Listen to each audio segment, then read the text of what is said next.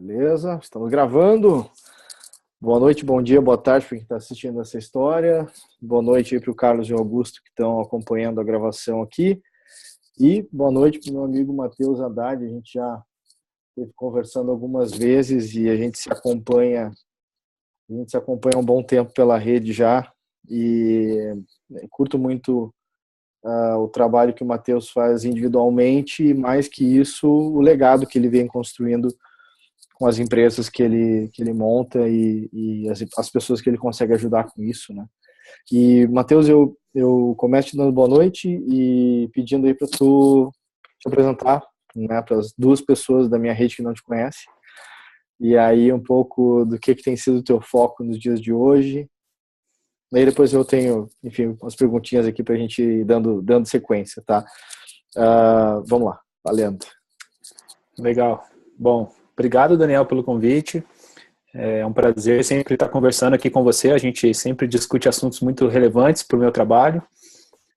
Meu nome é Matheus Haddad, eu tenho uma empresa de desenvolvimento de software que utiliza métodos ágeis há quase 10 anos, a WebGo. Nesse período todo, além de aprender a usar métodos ágeis, a gente também descobriu uma forma diferente de fazer gestão para o nosso contexto.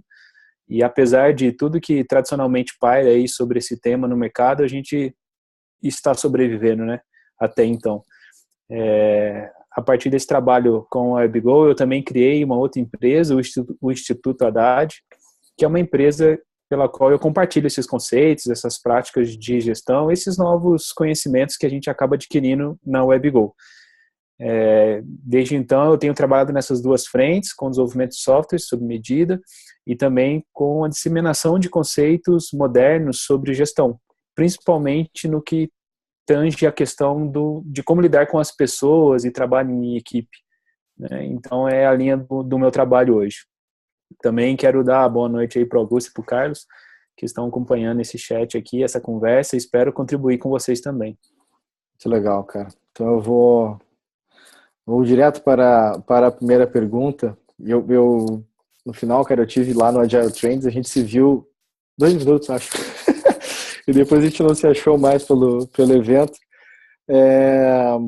E eu sei que tu esteve fazendo um curso lá antes que era sobre gestão proibida e tal. E eu queria fazer uma pergunta meio provocativa, assim, né? Se a gestão proibida é porque a gente não aceita como empresa o desenvolvimento das pessoas. Por que eu te pergunto isso, sabe? Porque eu tenho tem uma galera que diz que todo filósofo deveria ter somente uma grande ideia. Ele deveria cultivar essa grande ideia, né? E a minha grande ideia é esse negócio da arte de ser inútil, essa coisa que eu acabo estudando sobre isso, entendeu? E isso para mim tem um desprendimento muito grande, quer dizer, o meu sonho é deixar de estar na empresa que eu estou, mas não pelo simples fato de deixar de estar, mas é porque eu terei desenvolvido um organismo que funciona sem eu estar lá presente nele, né? A ponto de eu poder me dedicar a outras iniciativas sem afetar o resultado daquele próprio organismo, assim. E eu vejo muitas empresas onde, na verdade, o que a galera faz é criar o seu casulo e meio que, cara, daqui ninguém me tira, entendeu? E aí eu queria puxar um pouco por esse lado aí, essa coisa da gestão proibida. Veja onde é que surgiu o nome, né? Como é que tu começou a trazer esse nome? Aceitação também é uma dúvida que eu tenho, do quanto que uma empresa aceita inscrever um colaborador seu num curso chamado Gestão Proibida. Essa é a primeira pergunta para ti. É muito boa essa pergunta, porque ela também é embasada na mesma premissa que eu utilizei para escolher o nome. Tudo que é proibido, você quer saber por quê, né? Pois é. Boa.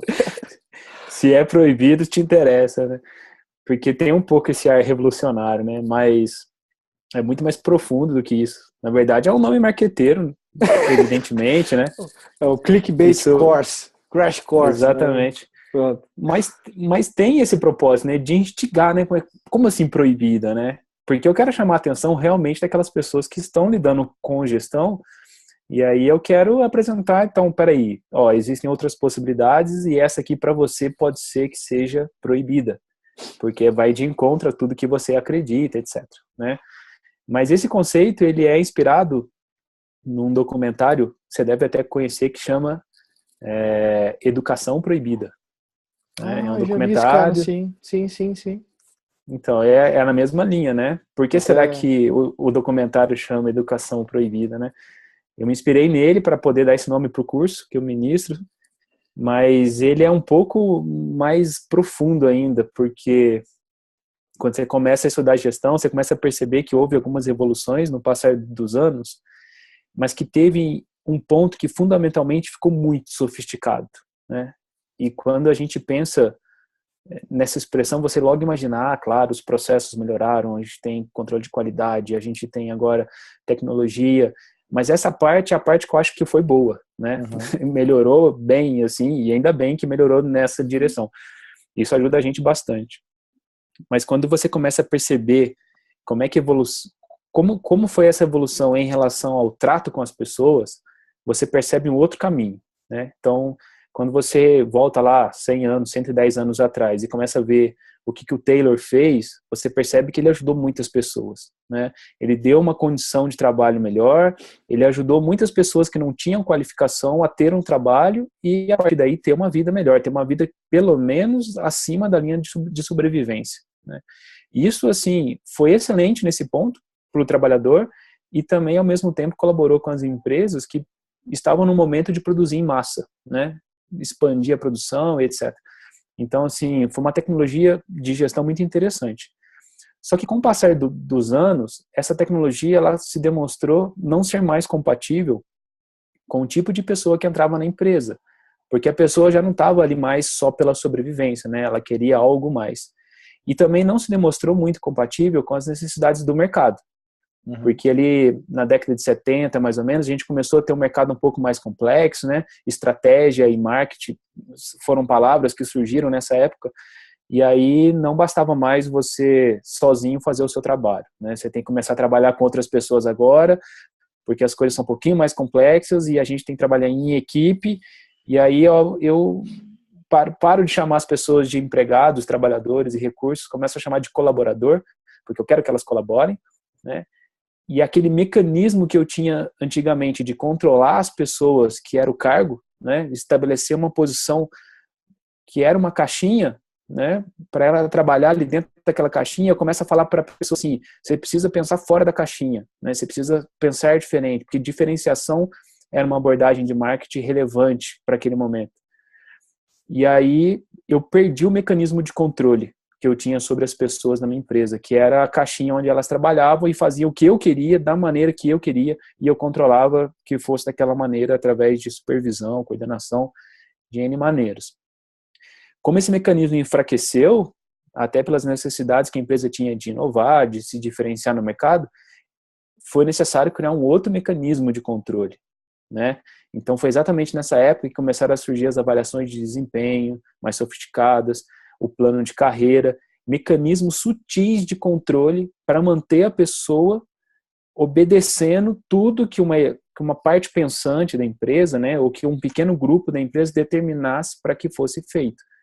Então, a gestão que eu apresento, ela é proibida porque ela rompe com essa estrutura de controle, essa matrix no segundo nível, Tinha se entendido. você quiser pensar assim, né? Então, para abrir mão desse controle mais refinado, que é pior, né? Porque ele é Uhum. muito subjetivo, a pessoa às vezes defende isso com unhas e dentes, né? Como assim meu plano de carreira? Como assim você vai mudar as minhas coisas? Isso é um absurdo, meritocracia é o que importa, etc. Então, é proibida porque ela toca o dedo nessa ferida, né? E Claro. isso muitas vezes causa reflexões assim surpreendentes durante o curso. Que legal, cara. Que legal. Eu tava anotando aqui, deixei uma nota aqui para botar um link para o documentário Educação Proibida e para a galera também poder dar uma olhada nisso, assim. Nesse sentido, Bacana. até também nessa linha de educação, tem uma reflexão, um livro que eu acho muito legal de se ler, que é aquele Escola Sem Sala de Aula, que é o Sandler e mais outros, né, o Gilmenstein e tal, conversando sobre vários aspectos, e ali fala-se bastante da história da própria Lumiar e tal, e outras coisas, mas é interessante esse questionamento sobre a coisa da educação. Eu vou te falar que dois comentários assim dessa coisa do Taylor, né? Quando eu comecei com a história de métodos ágeis, existia já no mercado de tecnologia, pelo menos o que eu convivia, uma questão de alguma coisa é boa, a outra coisa é ruim. Então, até teve meme com o baterista do Metallica falando sobre o Napster Bad, os negócios na época, assim. Era meio comum, a galera meio que alguma coisa era boa e tinha um demônio em algum outro lugar lá, qualquer que fosse o aspecto. E não foi diferente com a história de métodos ágeis. A gente viveu uma época lá, 2003, 2004, onde falar de um método era se contra outros métodos, né? Isso me incomodava bastante, assim. E aí, em 2004, eu reconectei com a história do toyotismo, e aí comecei a ler e voltar a dar atenção para os materiais de sociologia que eu tinha passado lá da disciplina, mas não tinha aprendido, só tinha decorado para acertar na prova, enfim.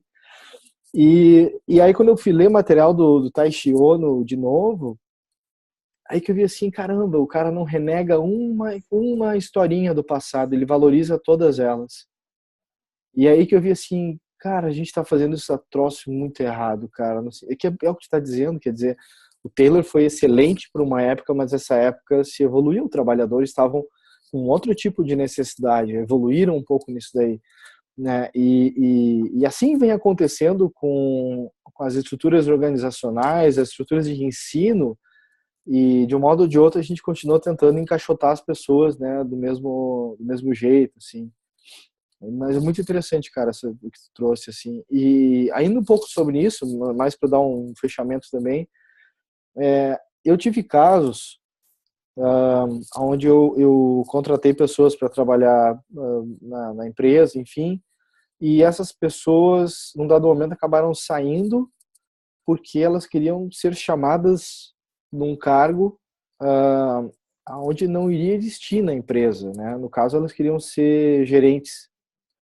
E aí, na época, eu já estava totalmente imerso já no mundo Domênico de Masi, Henry Mintzberg, todos esses caras assim, e eu falei, cara, um pouquinho de Gary Hamel ali na história, assim, eu, tipo, cara, tipo, não vai rolar aqui, tipo, ser chamado de gerente vai ser difícil, mas você pode gerenciar o que você quiser aí, pega uma coisa aí e gerencia. Mas a pessoa não era suficiente, ela queria atualizar o LinkedIn dela, ela queria dizer isso. Eu falei, mas bota lá no texto do LinkedIn que tu é responsável por tais coisas e tal, tu alcançou, né? Não, ele queria ser gerente. Daí ele saiu para ser gerente, né? No final, hoje é dono de empresa e tal, acho que ele chegou no objetivo que ele queria, que era alguma coisa nesse sentido, mas o quanto que passou por ti, assim, essa coisa das pessoas quererem estar atreladas a um cargo, como se aquele cargo determinasse sucesso ou fracasso de uma vida, entendeu? Entendi. Nesse sentido, na minha experiência na WebGo, nunca aconteceu de alguém querer ser o gerente ou um gerente. Mas aconteceu algo similar, que era em momentos onde a gente tinha alguma dificuldade maior, né, alguma barreira assim, alguém falava assim, vamos colocar alguém responsável por isso, vamos colocar alguém para gerenciar essa parte, né? Então, nesse sentido aconteceu. Não durou muito tempo, assim, né? Evidentemente, mas percebe-se uma fuga, né, para um tipo de solução que parece que, não, beleza, é só para alguém ali que vai dar certo, né? Como se isso, se ter a pessoa como gerente fosse a solução. Mas eu entendo muito essas pessoas quando elas te propuseram isso, porque o mundo do trabalho, ele é um mundo social, né? É o mundo que a gente vive, a gente conversa sobre o trabalho o tempo todo, com a nossa família, com os nossos amigos.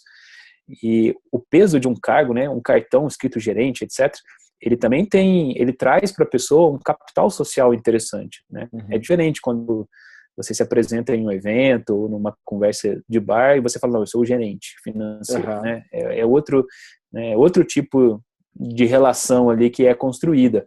Até mesmo porque isso desperta interesse nas pessoas. Não, ele é o gerente, então vou tratar ele bem, vou fazer uns agrados, porque ele é o gerente, ele tem capacidade ali, né, de me contratar, etc. Ou de fazer negócio comigo. Então, esse tipo de capital social que o trabalho apresenta na sociedade, ele começa dentro da empresa, né? Porque é o capital de trabalho dentro da empresa que faz você galgar esses cargos. Então, ele acaba saindo para fora da empresa, até porque ele serve como moeda de troca quando você vai mudar de empresa. Sim. Né? você é gerente de uma empresa, você sai para outra, teoricamente você carrega aquele capital social que você construiu numa empresa para outra, você já chega lá com o status de gerente, então você já chega como um cara importante. Então, assim, eles pedirem para ser chamado de gerente ou ter um cartão com gerente, etc., não é nada mais natural do que posto nessa cultura de trabalho que a gente tem hoje. Sim. Infelizmente, né? Assim, a pessoa ainda não... Ela é dependente e valoriza isso, né? Da mesma maneira como as pessoas que tiram certificação colocam lá na assinatura dela, né? PMI, CSM, etc., ITIL. Coloca Sim, aquele monte de... É maior Exatamente. o nome da sopa de letrinha da pessoa do que o nome dela, né? Pois é, isso traz um capital social muito grande, né? Eu quero contratar o cara com a sopa de letrinhas, mas aí quando contrata nem sempre dá certo, Sim. né? Aí é outra coisa, é outro contexto. Sabe que me lembrei de uma vez, cara, que a gente estava num processo de seleção e eu tenho ainda o hábito, assim, de sair de casa e minha esposa pergunta, você vai assim pro trabalho? Eu falei, pô, eu tô me sentindo bem. Mas, na moral, assim, a gente estava numa entrevista e da empresa, eu era o mais mal vestido, assim, vamos dizer, e eu não apresentei dando nome, cargo, essas coisas, enfim, quem estava fazendo o quê, a gente só estava ali conversando. E aí teve um momento da entrevista que o cara sendo entrevistado tirou um sarro, assim, porque daí a diretoria, não sei o que lá e tal. E daí um cara falou assim, o diretor é ele. Daí o cara meio que tomou um choque, assim, na hora. Eu falei, cara, que merda, cara. Tipo, por que tipo, as pessoas têm que ser de um jeito XYZ pra gente poder ter o respeito delas, né? Então, claro, isso vai para um buraco muito maior aí que a gente tem, mas é um pouco disso, assim. Eu tenho uma empresa que a sede principal dela é em Porto Alegre, mas ela tem sede em vários lugares, a Perestroika, que eu acho muito engraçado o jeito como eles chamam as pessoas, que todo mundo é diretor de whatever. Então, é uma forma sutil deles dizer, cara, só resolve o que tem que resolver e vamos lá, entendeu? Ou como eles costumam falar bastante, vai lá e faça, né? Então, isso é interessante. Beleza. Olha só, mais uma. Feedback Canvas. Na verdade, assim, quando a gente fala as ferramentas de aprendizagem, né? Então, os Canvas meio que criaram aí uma onda, assim, que todo mundo quer fazer um Canvas e tal. E toda vez que alguém fala que fez um Canvas, eu meio que... eu fico meio chateado. Que droga, mais um Canvas. Mas, particularmente, o esquema do Feedback Canvas eu achei muito legal. E aí eu queria que tu explicasse um pouquinho de onde surgiu e como que isso é aplicado no dia a dia da WebGo, enfim. Bacana. O Feedback Canvas foi uma ferramenta que nasceu da própria necessidade da WebGo de criar... Te dando feedback sobre o Feedback Canvas é muito legal. Legal. Quando a gente se deparou com esse problema, né, peraí, se a gente não tem um esqueminha aqui, um plano de carreira e critérios bem definidos para mostrar que a pessoa está evoluindo, como é que a pessoa vai saber que ela está evoluindo? Como é que a pessoa vai descobrir que ela está melhorando, né? Se não tem ninguém que estabelece os critérios de melhoria, os critérios de mérito aqui dentro. E aí, como um facilitador, eu atuava muito como Scrum Master nessa época. A solução do Feedback Canvas foi influenciada pelos Canvas, né? A gente era muito influenciado pelo Business Model Canvas e outros Canvas aí. E aí a ideia foi criar uma ferramenta, né, um terceiro aparato, né, que não era a cabeça das pessoas, para tentar estruturar um pouco esse processo de feedback, mas que fosse leve, né, e que principalmente fosse uma ferramenta da pessoa. Né? As pessoas às vezes me questionam sobre o Feedback Canvas, não, a minha empresa vai adotar. Aí eu falo assim, mas o Feedback Canvas, ele não foi criado para ser uma ferramenta da empresa. Ele foi criado para ser uma ferramenta da pessoa. Para a pessoa usar quando ela quiser, no momento que ela achar relevante, ou que os seus pares acharem interessante e pedirem para ela, porque pode ser um momento bom de dar o feedback. Porque esse princípio de você querer receber o feedback quando você está aberto a receber o feedback é importantíssimo. Se você não quer receber o feedback e isso é imposto, não vai funcionar tão bem se quando você está disposto a querer melhorar, né? Então, a ideia é que fosse uma ferramenta que partisse da pessoa. Eu quero receber o feedback. Então, beleza, então vamos usar o Feedback Canvas, que ele vai criar um processo, vai criar um jeito estruturado para que a equipe possa te dar um feedback de uma maneira simples, clara, né, sem muitas complicações, numa sessão ali que dure no máximo 1 hora. Então, para a pessoa, criou um mecanismo onde ela conhecido, para ela ter segurança, né, para que ela pudesse receber o feedback. E para a equipe também criou um mecanismo para que todos se sentissem seguros para dar feedback para uma pessoa. Porque sempre é muito complicado uma pessoa chegar para outra e dar o feedback, porque ela ficava com medo, né, de se indispor com essa pessoa e criar algum conflito ali. Mas quando você cria uma situação de grupo, todo mundo fica corajoso, né, para poder dar o feedback. Então agora o feedback do grupo para a pessoa, da equipe para a pessoa, e não de uma pessoa para outra, né? Então tudo que é colado ali no Canvas é o feedback da equipe, não de uma pessoa específica. E isso ajuda bastante a aparecerem as coisas que devem aparecer no feedback, né? Então é um mecanismo muito simples assim, mas que tem essa sofisticação por trás. E quando a pessoa pede para receber o feedback, ela também escolhe as pessoas de quem ela quer receber o feedback. Porque não é de todo mundo, é de quem ela acha relevante receber o feedback. Pode ser só da equipe dela, mas pode ser de pessoas fora da equipe, pode ser de um gestor que está distante, não importa, né? O importa é que estejam ali as pessoas em quem a pessoa confia para receber feedback. Então, esse é o tipo de ambiente que a gente pode mostrar que existe segurança psicológica, tanto para a pessoa, quanto para a equipe, para o processo de feedback. O Canvas é só desculpa, né? É só desculpa. Sim, é só para constar um mecanismo, né? E guiar o processo. Então, não é nada demais. E hoje, ele evoluiu bastante da primeira versão dele, né? Então, por exemplo, a primeira versão, que é a que disseminou mais e que as pessoas costumam usar bastante, é a versão do feedback baseada em competência. Uhum. Por quê? Porque na época, quando a gente criou o Feedback Canvas, a gente também ainda era influenciado muito por essa questão da avaliação por competência. A gente tinha saído de um sistema de avaliação 360 baseado em competências para o Feedback Canvas. Entendi. E aí o ponto de conexão foram as competências. Então a gente criou a primeira versão com base em competência, né? Dado uma competência, por exemplo, desenvolvedor de software, a pessoa poderia receber um feedback com base na atuação dela. Uhum. Depois a gente criou uma outra versão, essa ainda um pouco menos disseminada, eu tenho apresentado ela mais nos meus cursos, que é o feedback mais simplificado e que tem a ver com a atuação como um todo da pessoa. Então a gente faz uma pergunta, né? O quão importante é a pessoa para o sucesso do time, da empresa e do negócio? Né? Entendi. E uma linha de 1 a 10 para que todo mundo faça a avaliação e que a pessoa também faça a autoavaliação de quão importante ela acha dentro do contexto de trabalho dela. E aí a gente começa, esse é um feedback mais hard, né? Porque agora, no fringir dos ovos, você é importante ou não é importante aqui, né? Uhum. Poderia mudar a pergunta para assim, se você fosse embora, você faria falta? De 1 a 10. Né? Só que aí seria um viés muito negativo, assustador. É uma pergunta é uma pergunta meio Marcelo de Cortella, né? Tipo isso. Que falta você faria? Exatamente. E agora eu estou trabalhando numa outra versão que tem a ver com os papéis, porque a gente percebeu que tem um nível acima das competências, né? Que são os papéis que você pode ocupar. Então, por exemplo, eu posso ter o papel de desenvolvedor de software, mas posso ter o papel de Scrum Master, mas posso ter o papel de comercial, mas posso ter o papel de atendimento ao cliente, não importa, né? Eu posso ter vários papéis, porque eu não sou limitado no Webgo por um cargo.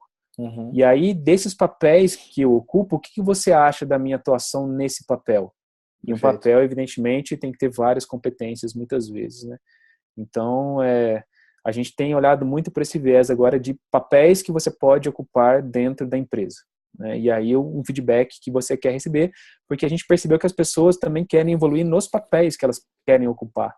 Uhum. Às vezes um desenvolvedor quer começar a atuar como Scrum Master, por exemplo. Então faz mais sentido dar um feedback na atuação dele no papel como Scrum Master do que em alguma competência específica de Scrum Master, por exemplo. O quanto que isso é... Eu vou perguntar melhor. Como que isso é habilitado dentro da Webgo? Imagina lá, eu estou no time como desenvolvedor e de repente quero ganhar mais dessas habilidades aí de facilitação, quero de repente apoiar o time como Scrum Master. Qual o caminho? hoje acontece de maneira orgânica. Alguém se propõe a, não, eu posso ser Scrum Master desse projeto, eu posso participar como Scrum Master, ou eu posso facilitar a retrospectiva junto com você. E aí aqui na WebGo as pessoas têm essa liberdade de poder fazer esse tipo de coisa e é sempre bem visto na nossa cultura esse tipo de atitude. Então a cultura habilita esse comportamento, né? Quando isso acontece de forma espontânea, é muito mais forte, né? Porque a pessoa realmente faz de tudo para que ela tenha uma boa atuação.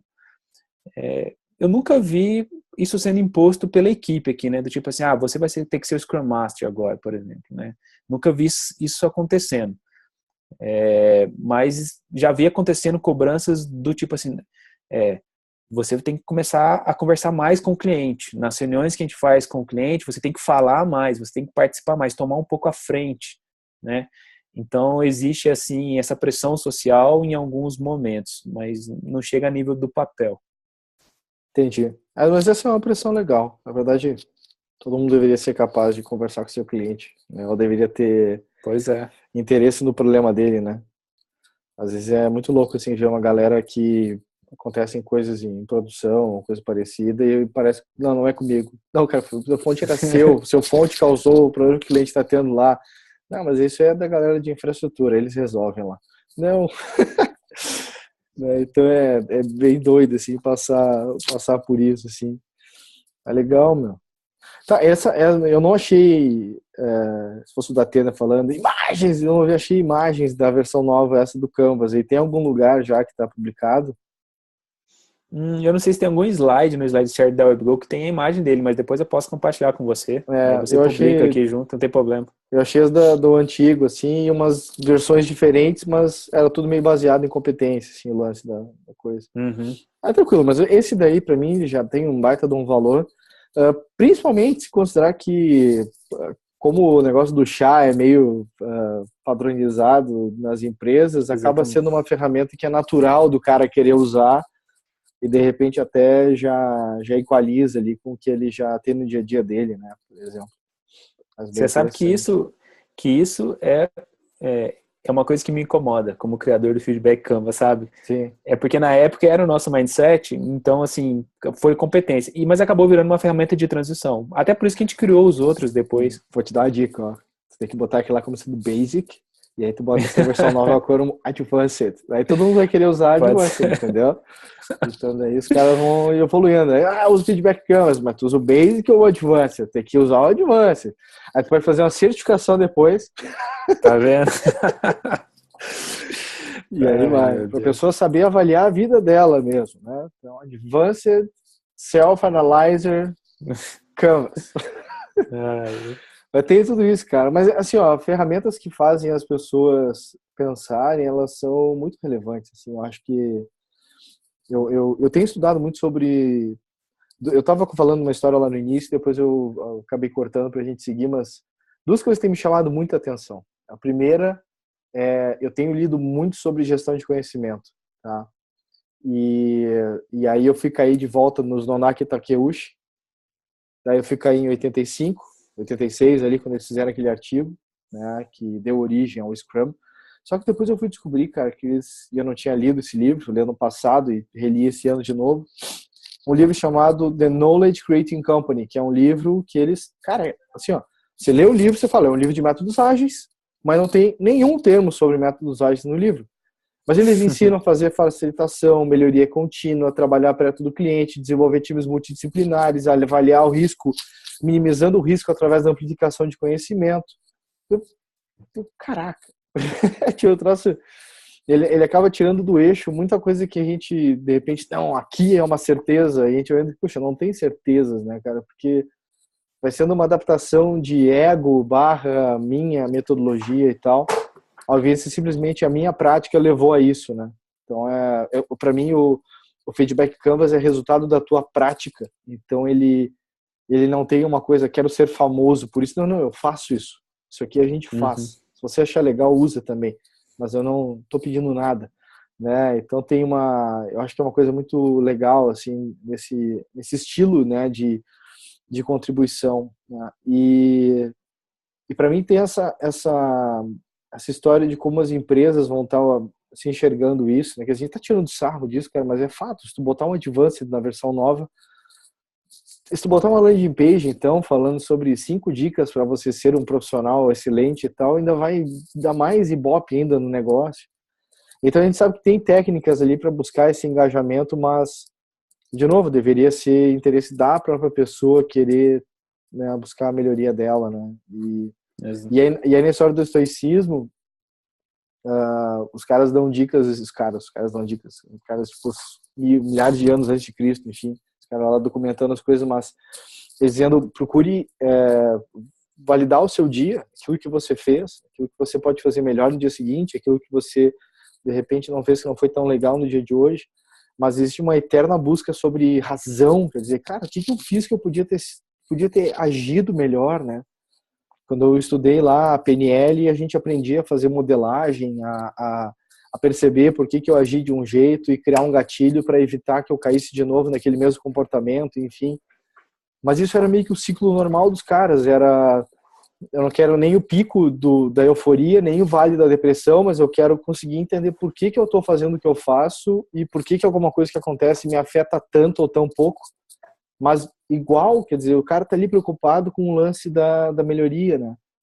E aí nisso, conhecendo um pouco da história da WebGo, e essa coisa que eu te perguntei antes da galera poder decidir que caminhos que vai, como é que tu consegue apoiar, né, nesse ambiente, né, para que realmente a galera consiga buscar esse ambiente de crescimento? Tu falou também antes de ter um espaço ali acho que não sei se foi a palavra escuta que tu usou, mas para eu ser capaz de dar um feedback, eu tenho que estar com um espaço interno ali para poder receber. Quer dizer, se eu estou mal num dia, o cara me dizer que eu sou horrível fazendo o que eu faço, caramba, tira as coisas pontudas de perto de mim, enfim.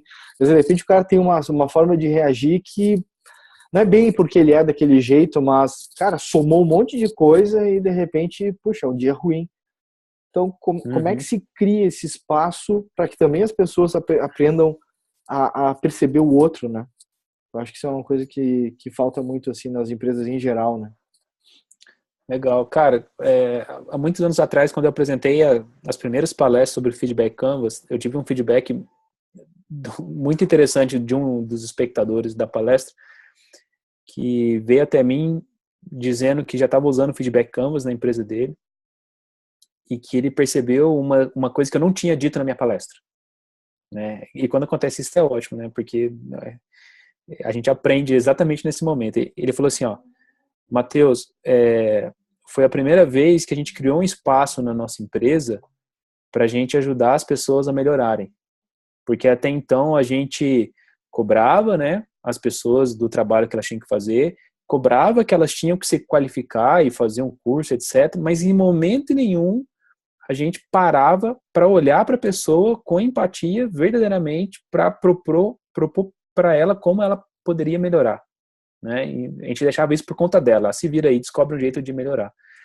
Então, assim, a criação desse espaço, ela foi interessante por 2 motivos. Primeiro, chamou a atenção das pessoas que agora elas tinham espaço para poder receber feedback e melhorar. Só que esse espaço não era imposto pela empresa, não era uma sessão obrigatória. Ela deveria optar por usar esse espaço, né? E isso criou um outro tipo de dinâmica, que é eu vendo você recebendo feedback Canvas, eu também quero receber. Porque, nossa, o Daniel vai melhorar, eu também quero melhorar, né? E quando a gente tinha o feedback Canvas sendo feito, por exemplo, para um dos sócios da WebGo, a gente mostrava assim que, apesar de sermos sócios, estamos aqui dentro da equipe e podemos receber o feedback da mesma maneira, né? E isso cria mais confiança nas pessoas ainda. Então, essa abertura na estrutura de poder, quando acontece numa empresa mais hierarquizada, ela é muito interessante, porque começa a mostrar para as pessoas que, de repente, ela tem um outro mecanismo que não é o do plano de carreira, para ela poder melhorar como pessoa, né? E aí uma pessoa que já gosta da empresa onde trabalha, gosta do trabalho que faz, né? Porque às vezes dá a impressão que no resto das empresas é tudo ruim, né? Mas não, tem pessoas que trabalham em empresas, estão satisfeitas com o trabalho, etc.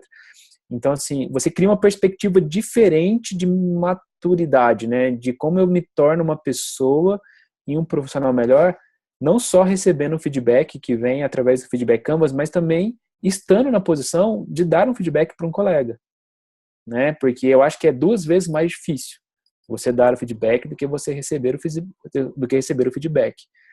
Então, isso ajuda as pessoas a pensarem de uma forma não mais unilateral, né? Mas junto com outras pessoas.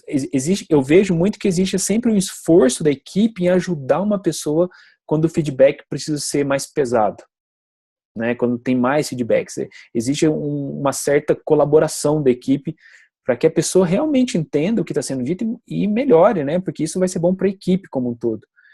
E esse efeito colateral, assim, eu achei o mais fantástico de todos, assim, né, e eu não tinha percebido isso nos primeiros momentos. Mas hoje, depois de algumas sessões que a gente fez na WebGo, para mim isso fica muito evidente, sabe? Quando você mostra que as pessoas realmente são importantes e você está mostrando isso com uma prática que vamos ajudar você a melhorar, e não é uma cobrança, não é uma avaliação de desempenho individual, longe disso, né? É um momento que a gente tem para olhar para você, para sua atuação e te ajudar a pensar em como se tornar uma pessoa melhor. Quando isso acontece dessa forma, porque eu também já vi acontecendo no Feedback Canvas de formas muito deturpadas, assim, né, por aí, aí eu fico tranquilo. Eu falei assim, não, realmente. Ele mexe um pouco com essa estrutura de poder dentro das empresas, né? Então, geralmente, em empresas mais estruturadas, ele é imposto pelo gerente, pelo supervisor, como um mecanismo até de aumentar o salário, que não tem nada a ver, né? A ideia não é aumentar o salário. A ideia é ajudar pessoas a se tornar melhor. Se depois que a pessoa está trabalhando melhor, atuando melhor, a equipe perceber que ela tem contribuído mais, aí pode-se ter uma discussão sobre o salário. Mas é uma outra coisa que não está relacionada ao feedback Canvas.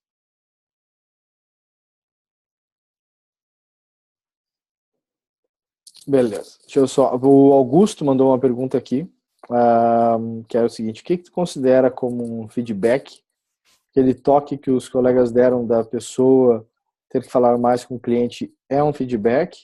Ou o feedback é quando acaba existindo esse momento que a pessoa tá pedindo? Como é que vocês acabam enxergando isso lá no dia a dia?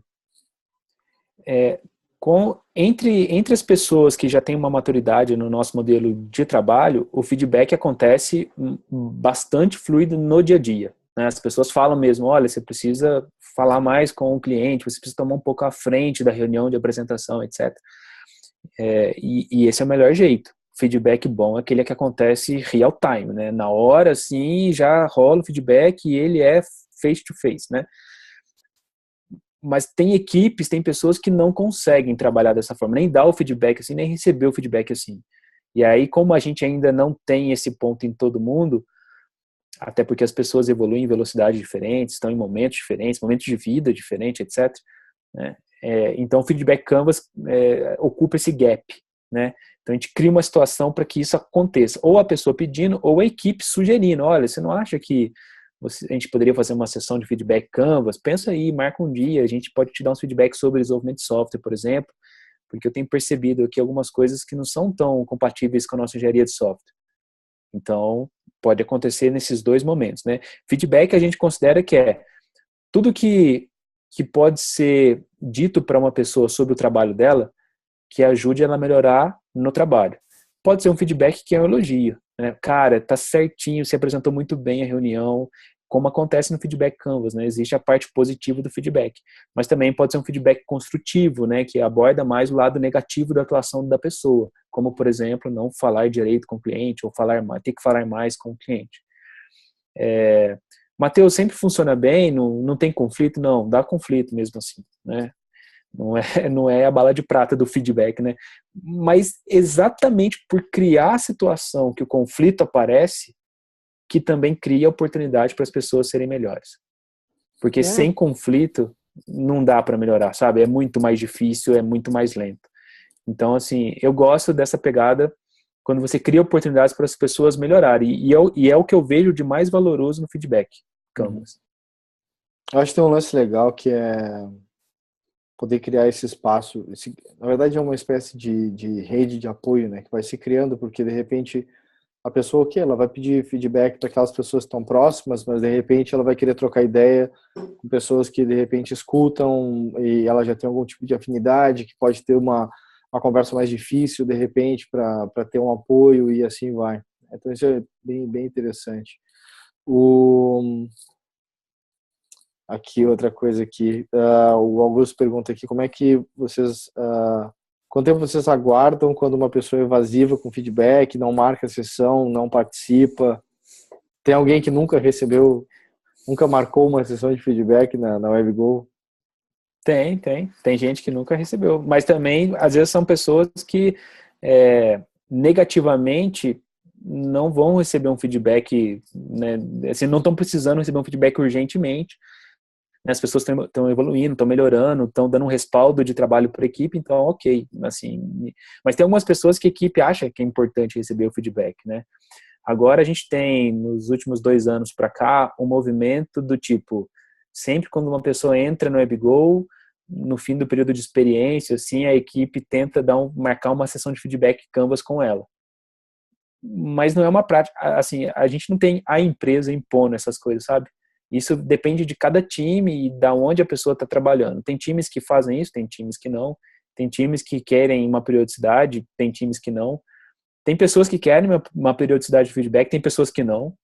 Se a pessoa começa a ficar muito evasiva dos feedbacks, assim, dos feedbacks do dia a dia, não, porque se a pessoa começa a ficar muito ruim, atrapalhar o time dá o feedback mesmo numa conversa cara a cara, né?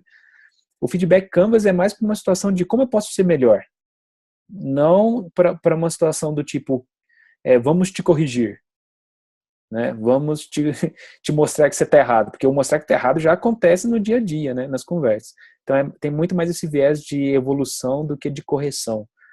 Se a pessoa começa a se esquivar muito, aí o time começa a ter conversas um pouco mais sérias, né? E que pode levar até a demissão da pessoa pelo time. O time tem o poder na WebGo de demitir uma pessoa.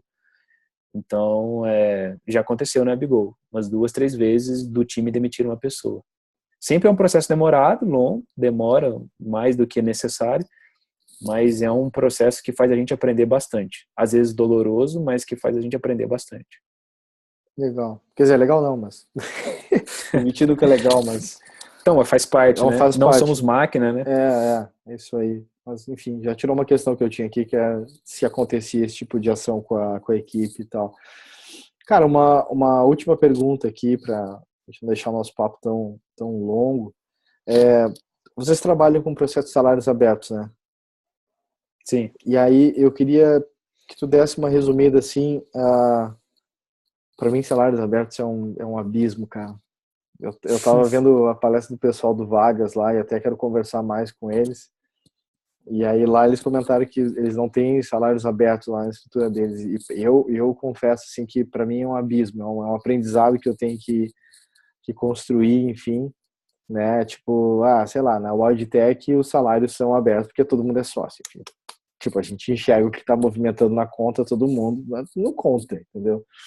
A gente não tem uma estrutura maior que dê para contar com isso. E eu queria te perguntar isso, quer dizer, dessa história de salários abertos, como é que foi meio que chegar nesse resultado e que de outros pontos, assim, que tu, de repente, considera eu vou chamar de dificuldades, tá? Mas não é mais saber, assim, o que um ser humano comum que está lá entrando na WebGo, de repente começa a ser impactado com coisas que no dia a dia ele acaba não tendo tanta visão, né? Claro que cada vez mais a gente tem mais empresas que estão buscando processos de gestão horizontalizada e assim vai. Toda empresa que eu vou trabalhar, eu acabo começando a trazer componentes para a criação de autonomia das pessoas, né, de equipes mais. Então, como é que isso é visto no teu dia a dia aí? Polêmico mesmo esse assunto, né? E não é um assunto fácil. Na WebGo a gente ainda está buscando formas cada vez melhores e mudamos várias vezes isso para conseguir trabalhar bem, né? Para que isso não afetasse nosso dia a dia, assim. Mas já tivemos diversos problemas por conta de salários. Um dos valores da nossa empresa que a gente tenta cultivar, até influenciado pelos métodos ágeis, é a transparência, né? E aí a ideia de ser transparente não é só em relação às informações, né? Mas em relação ao meu sentimento, por exemplo, sobre o seu salário, né? Se eu concordo ou não com ele, se isso me incomoda ou não, deixar isso aflorar. Quando a gente começou a empresa era tudo fechado, né? Era tudo fechado. Porque era o modelo que a gente sabia de trabalho, a gente trouxe da outra empresa, né? Era o jeito que a gente conhecia. Todo salário era negociado individualmente e só os donos, ou o diretor, o gerente sabia do salário daquelas pessoas. Aí, no primeiro ano da WebGo, uma pessoa que a gente tinha contratado viu a carteira de trabalho do colega em cima da mesa e pegou a carteira de trabalho e olhou o salário e viu que esse cara ganhava mais do que ele. E isso fez com que ele saísse da empresa. Ele não suportou descobrir que uma pessoa que estava ali junto com ele tinha um salário maior e era uma pessoa excelente, de confiança, tal, a gente conhecia bastante ele. Ele acabou saindo por conta disso, né? E isso foi meio que um trauma, assim, né? Quando isso aconteceu. E tirando a parte ética dele de ter pego a carteira e aberto e tal, mas assim, o motivo, né, da saída dele foi descobrir que o salário do outro era maior. Então, desde quando aconteceu isso, a gente veio, a empresa veio crescendo, melhorando, evoluindo, e chegou um momento que a gente decidiu, até por uma pressão de aumento de salário, né, as pessoas queriam aumentar o salário, e a gente estava descobrindo como que isso ia acontecer no nosso negócio, quais seriam os impactos financeiros disso, né? A gente resolveu abrir o total de receitas e o total de gastos. Então, a gente abriu essas duas informações. A empresa ganha 100 mil, gasta 80 mil. Né? Só para as pessoas entenderem o que estava acontecendo. Depois que a gente fez isso, a gente pediu para que as pessoas fizessem uma pesquisa no mercado e trouxessem para a gente uma média salarial que era praticada fora do mercado. E propusessem um reajuste dos salários, criando uma tabela simples, né? Na época eles criaram uma tabela de 7 níveis, inclusive é por causa disso que o Feedback Canvas tem 7 níveis, porque eles tinham essa associação, né, de salário de acordo com a evolução na época. E aí eles trouxeram uma proposta de valor e uma proposta de reajuste, onde cada um se encaixaria naquela tabela de salários. Depois que as pessoas fizeram isso no WebGo, para a gente abrir todos os dados, foi um pulo, porque a gente tinha que mostrar, a gente vai dar conta de pagar ou não, né? Como é que isso vai repercutir nas nossas finanças, no nosso risco, né, de um projeto não fechar mais, para terminar, a gente ter que arcar com esse custo, etc. Então a gente resolveu que não dava mais para a gente, tipo, tinha informação que só os sócios sabiam, e a gente fazia uma reunião com todo mundo, e eles sabiam que só a gente sabia. Né, e ficava uma discussão meio ruim, meio injusta, assim, né, deles propondo você coisas. Dava indícios das informações, mas não podia contar a informação. E daqui a pouco alguém da plateia podia dar uma opinião que fosse ajudar aquilo ali a ser resolvido, eu te entendo.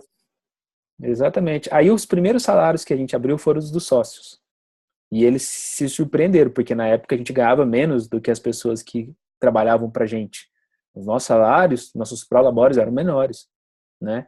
Porque a gente tinha todo aquele esforço de fazer o negócio dar certo, então a gente decidiu sacrificar o nosso próprio salário, uma parte do nosso próprio salário, para poder viabilizar o negócio.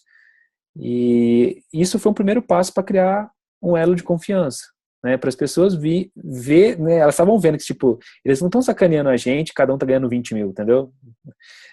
Existe uma realidade que é muito mais dura nesse momento da empresa, que não é, eles não estão enganando a gente, né? Uhum. E aí a gente resolveu depois com o Granato, né, que foi a ferramenta que a gente acabou criando internamente para o WebGo primeiro e depois virou um produto, a criar uma conta para cada um e tá tudo lá, né? Todo mundo tem acesso, todo mundo registra uma despesa, uma receita, vê a movimentação, vê qual é o resultado, tá tudo lá, né? E a partir daí a gente se libertou desse tipo de informação e começamos a lidar com outra situação, que é a seguinte: legal, se você merece ter um aumento e a empresa não tem condição de dar esse aumento, como é que nós vamos fazer para lidar com isso? Né? Como é que a gente vai fazer para lidar com situações? Ou, uma outra situação, quando que eu recebo aumento de salário? né? Quando eu recebo aumento de salário? Quem decide? Aos sócios que vão decidir que eu devo receber um salário, um aumento. Tanto que numa reunião, uma discussão imensa lá, um dos nossos integrantes da equipe disse assim, quem tinha que definir isso era a empresa, né? Tipo, quem é a empresa, né? Quem é a Quem é essa empresa? entidade? Quem é essa entidade lá que fala assim, você vai receber um aumento? Porque as pessoas não querem se envolver nessa discussão, porque é uma discussão difícil, né? Requer maturidade, é um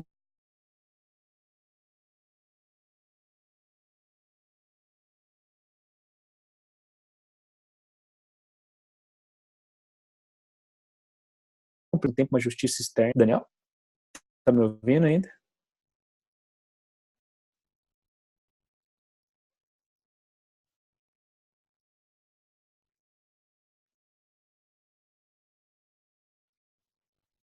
Tá me ouvindo, Daniel?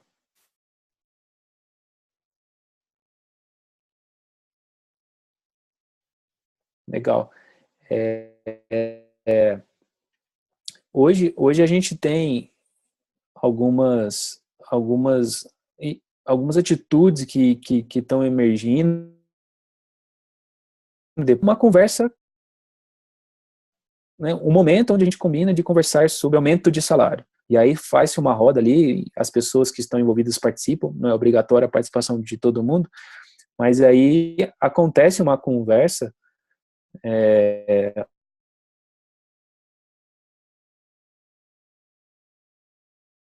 onde a própria equipe propõe, olha, eu acho que, e a outra fala, também acho por causa disso, daquilo, né? E se decide ali uma pequena assembleia sobre o aumento do salário de uma pessoa que tem, depois avalia-se o impacto desse aumento no financeiro da WebGo para ver se isso vai ser viável, vai ser possível, se a gente tem margem para dar esse tipo de aumento. Então, a gente considera bastante, primeiro, quem a pessoa é, né? Que tipo de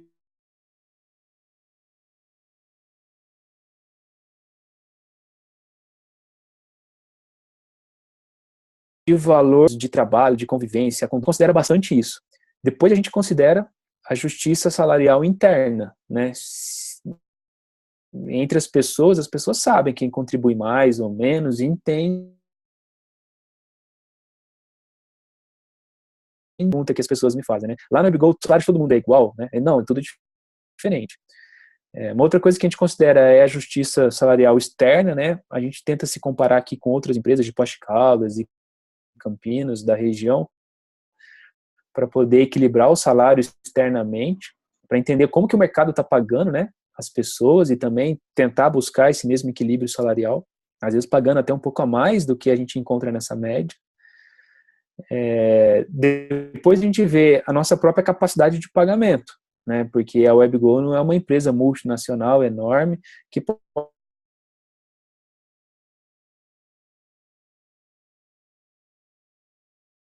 pagar o salário que quiser, né.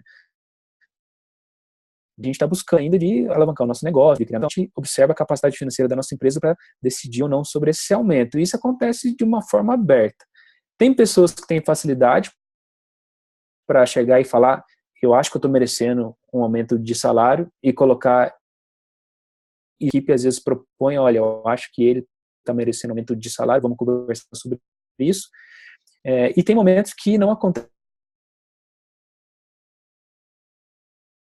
fica latente até alguém levantar a mão e puxar a conversa sobre isso, né? Então, são as formas que a gente tem trabalhado com salário,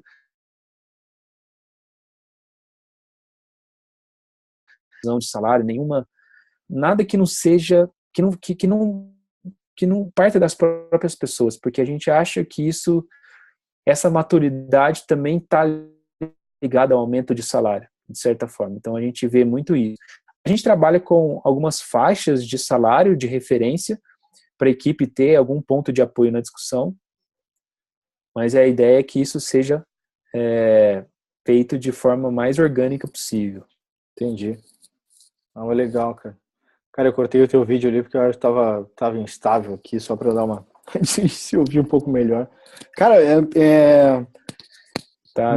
é muito legal. É muito legal esse teu início, assim, da coisa, primeiro do sacrifício, né, de montar um negócio e ter a galera conseguindo perceber que vocês estão ali junto, né, vivendo o problema junto, ao mesmo tempo buscando criar esse ambiente para que eles possam crescer, um ambiente, como tu falou, né, de transparência, de honestidade também nesse sentido. Mas, cara, eu acho muito, acho que é o grande desafio é esse, quer dizer, daqui a pouco eu abdicar de um crescimento meu, porque eu estou vendo que o outro merece mais do que eu mereço nesse momento, ou daqui a pouco, dadas as circunstâncias que a empresa tem, a gente é melhor ir por esse caminho do que aquele outro. Então, aí eu acho que realmente tem uma situação de trabalhar o desenvolvimento dessas pessoas, né? Como que elas vão estar se enxergando, né? Dentro desse ciclo todo, assim. Acaba tendo uma data para acontecer esse tipo de situação? Ou é meio a qualquer momento alguém pode puxar e dizer quero ganhar mais? Não, data não tem. Acontece de forma espontânea, a qualquer momento. A gente já até chegou a conversar de fazer isso de forma periódica, por exemplo, a cada trimestre ter um momento reservado para essa discussão, para essa discussão acontecer, como se fosse já fixo no calendário uma reunião de salários, assim. Mas essa ideia não pegou, né? Continua sendo mais espontâneo, assim, dessa forma como eu contei. É legal, meu. Cara, obrigado de novo. Deixa eu voltar os nossos vídeos aqui. Tararã. Deixa eu botar o meu aqui. Vamos ver. Tava dando uma falhada na conexão aqui, eu dei uma cortada em tudo, para ver se melhorava, enfim. Cara, te agradeço demais aí esse espaço aqui que a gente teve para trocar uma ideia e, e agradecer, né, pelo trabalho que vocês têm feito aí seja com a empresa WebGo, com o produto, né, os produtos que vocês estão desenvolvendo, seja com o teu trabalho pelo Instituto Haddad, de poder compartilhar conhecimento sobre o que você tem feito, né, documentado isso também, e, e deixar uma dica. Poços de Caldas agora se tornou uma cidade mais importante para mim do que era, porque meu mestre de bateria, Marcos Bombardelli, guitarra, tá morando por aí, então acaba sendo uma cidade que devo visitar em algum momento próximo para poder ver o Marco e certamente vou te visitar também quando estiver na área. Mas, cara, deixa algum recado aí pra galera, de repente, sites aí que eles podem buscar mais informação sobre essas coisas que a gente está falando. Quem quiser conhecer mais da WebGo, como é que pode fazer isso? Se dá para marcar visita, como é que funciona?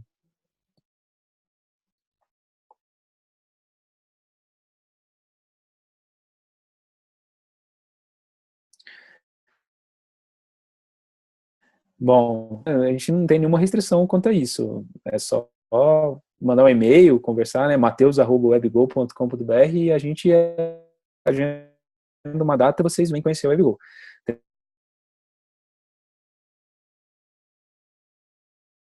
Tem nenhum deles, né? webgo.com.br, também dá para ter uma noção de que eu trabalho aqui em Poços de Caldas, né? O site é atelier.software. Então também tem um pouquinho, mostra um pouco da nossa cultura através do nosso site. Eu acho que é legal.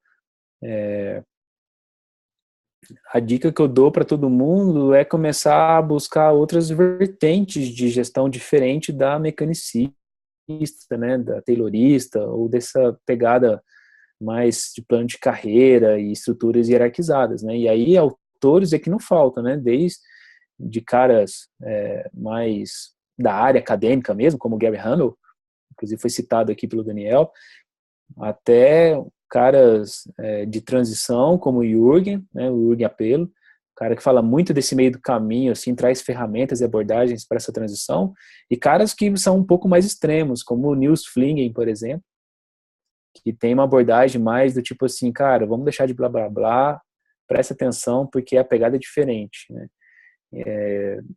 Tem os sites deles, os livros deles, eu acho que são referências interessantes para começar.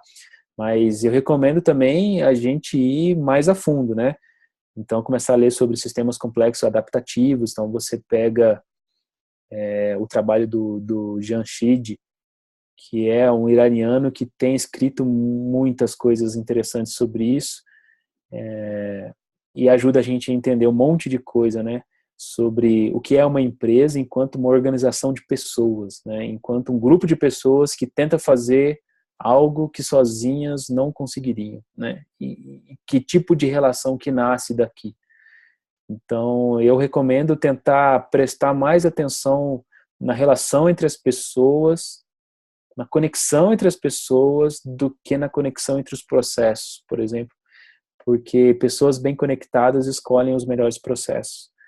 Então, a dica que eu dou é essa, né? Reparem mais nas pessoas, no potencial das pessoas, no engajamento das pessoas e no envolvimento das pessoas no trabalho. Para mim, nesses anos todos, a resposta parece ter o seu viés mais forte, mais difícil, mais complexo de lidar nesse ponto da relação entre as pessoas. A parte de processo, etc., é mais simples quando você compara as duas coisas, né?